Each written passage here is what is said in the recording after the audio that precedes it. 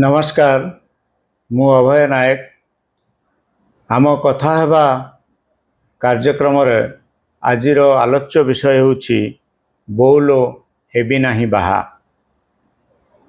घटनाटीए घटीथिला एमिति गोटे झीर विवाहर प्रस्ताव गोटे पुओ सह पड़िथिला।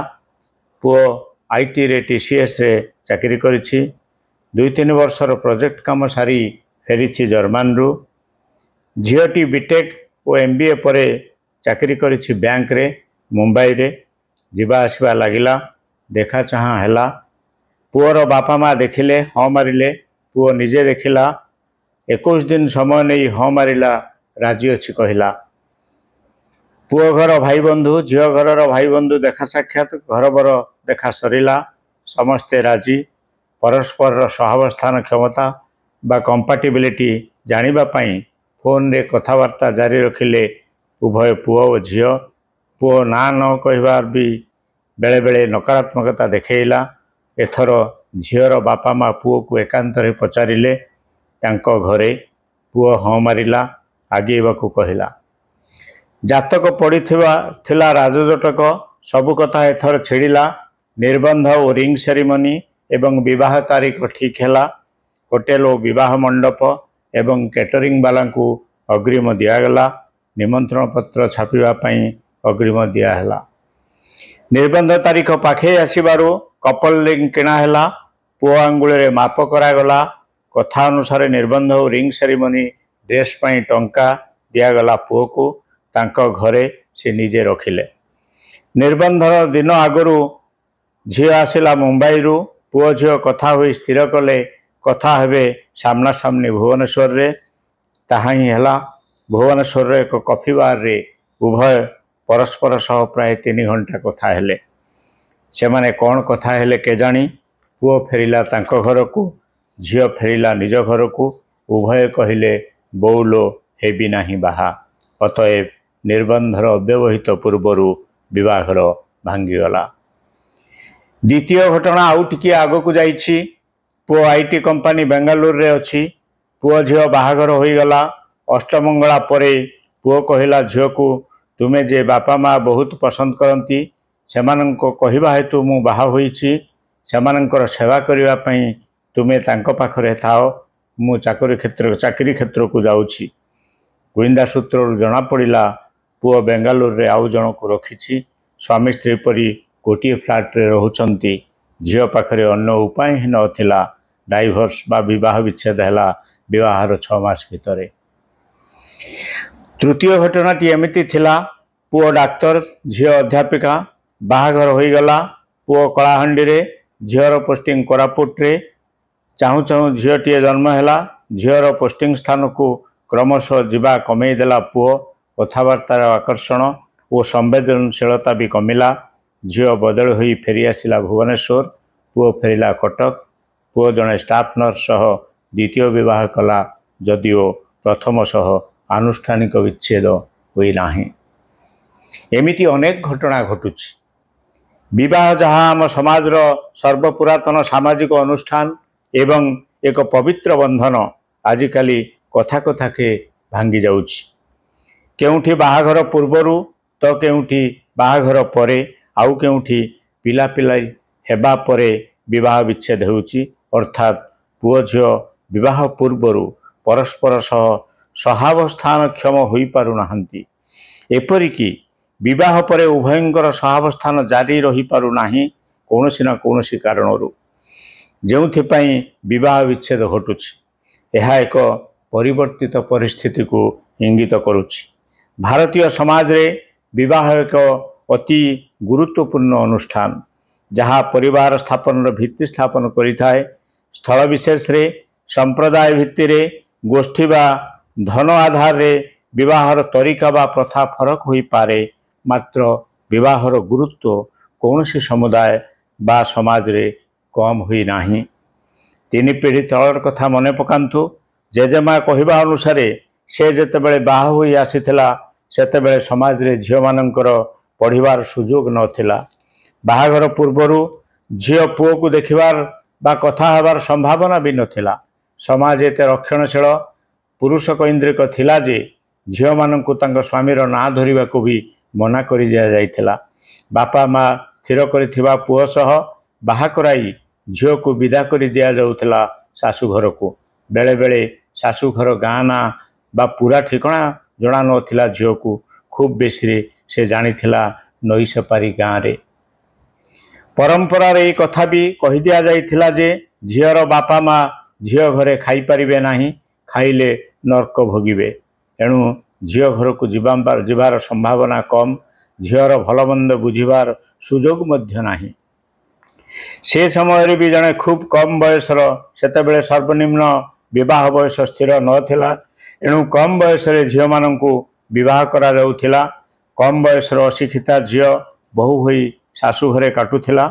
जेजेमा कहे बाहाघर केते मास पर पर्यंत भी से जेजेबापा को दिन रे सामना सामनी देखि नथिला। तथापि से 60-70 वर्ष वैवाहिक जीवन सुखरे काटिथिला। कारण विवाह एक संस्कार भी। विवाह एक संस्कार भी ये कथा नुहे जे से केबे घर बाहर को जाइनी। ता कहिबा कथा अनुसार से जेजेबापा सांगरे तीर्थ करने को जाइछि, पुरी भी जाइछि। गाँ रु केते बाट शगड़े जीवा परे बदनपुर घाटरे नई पारी हुई 2 कोस बाट चलवा परे गोटे छकटू से बस धरी जाइथिले पुरी। फेरिबा बेलू पुरी रे बस स्टाण्ड रे केउ गोटे दुकान पाखरे जेजेमा को बसई देई पानी और भोग आणुछि कही जेजेबापा कुआड़े गायब हो गले।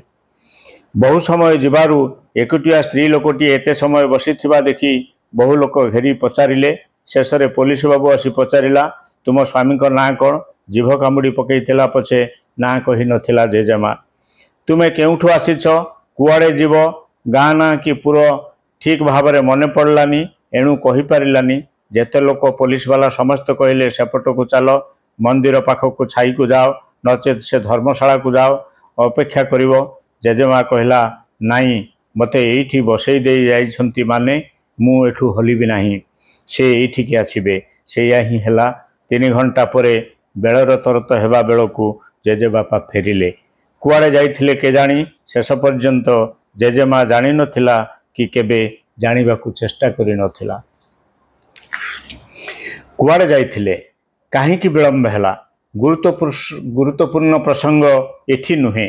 गुरुत्वपूर्ण कथा हेउछि जणे अपाठुआ ग्रामीण युवती स्त्री को अजणा एक सहर रे केउ निर्दिष्ट स्थान रे बसई देई तार स्वामी चली जाए कुआड़े।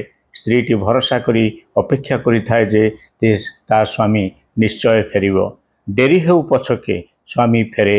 जदि न फेरी थांता से स्त्री लोकटी जे निज स्वामी ना ओ गाँ ना ठीक भाव में कहि पारु नाही कौन करि थांता किए जाने। हुए तो किछि असुविधा होई न थांता।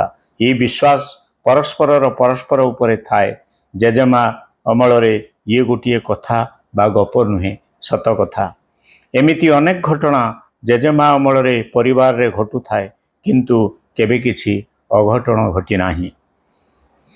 स्वामी और स्त्री परस्पर उपरे विश्वास और भरोसा ही यही सफल विवाह बा सफल पारिवारिक संपर्कर मूल भित्ति। ताहा ही सुदृढ़ थिले अन्य समस्त प्रकार बाह्य असामंजस्य बा समस्या संपर्कर मूल भित्ति को दोहलाई परिबो नाही। एबे तो पारिपार्श्विक सामाजिक और आईनगत व्यवस्था रे अनेक परिवर्तन आसीछि। पिला माने मुख्यतः झील माने उच्च शिक्षिता हेलेनी। अधिकांश झील भी चाकरी करिसंती, अर्थात सेमानंकर अर्थनैतिक स्वाधीनता अछि एवं शाशुघर परिवार को आर्थिक सहयोग दे परिवार क्षमता भी अछि। सेमानंकर भी जानिबा बुझिबार शक्ति अधिक हेलानी।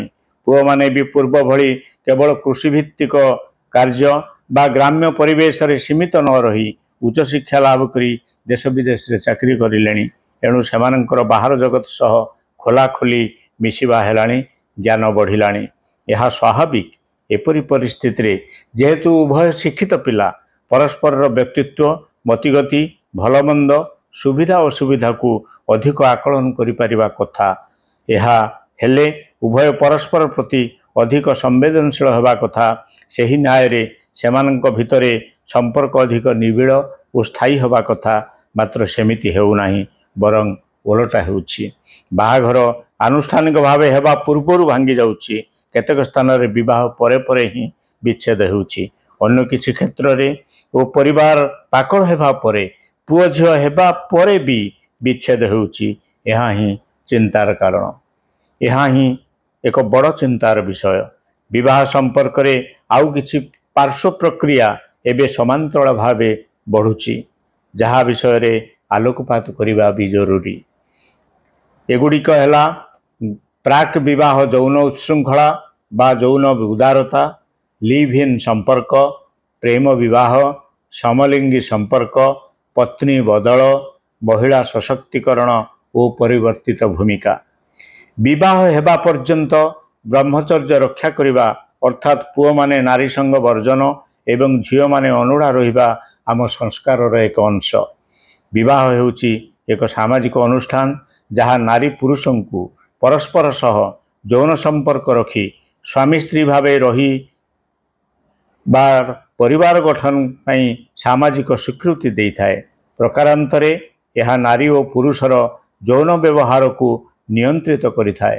ମାତ୍ର ଆଜିକାଲି ବିବାହ ବୟସର ବୃଦ୍ଧି ହେତୁ ବିଳମ୍ବିତ ବିବାହ ନିଜ ପରିବାରର ନିୟନ୍ତ୍ରଣ ଠାରୁ ବାହାରେ ଦୂର ସ୍ଥାନରେ କଲେଜରେ ହେଉ କି ଚାକିରି କ୍ଷେତ୍ରରେ ହେଉ ଉଭୟ ନାରୀ ଓ ପୁରୁଷ ଏକାଠି ପଢ଼ିବା, କାମ କରିବା, ମିଶିବାର ସୁବିଧା ସୁଯୋଗ ବଢ଼ିବା ହେତୁ ଗର୍ଭ ନିରୋଧ ଦ୍ରବ୍ୟର ସହଜ ଉପଲବ୍ଧ ଏପରିକି ସଙ୍ଗଦୋଷ ହେତୁ ଉଭୟ ନାରୀ ଓ ପୁରୁଷ ବିବାହ ପୂର୍ବରୁ ଯୌନ ଉଦାରତା ଦେଖାଉଛନ୍ତି।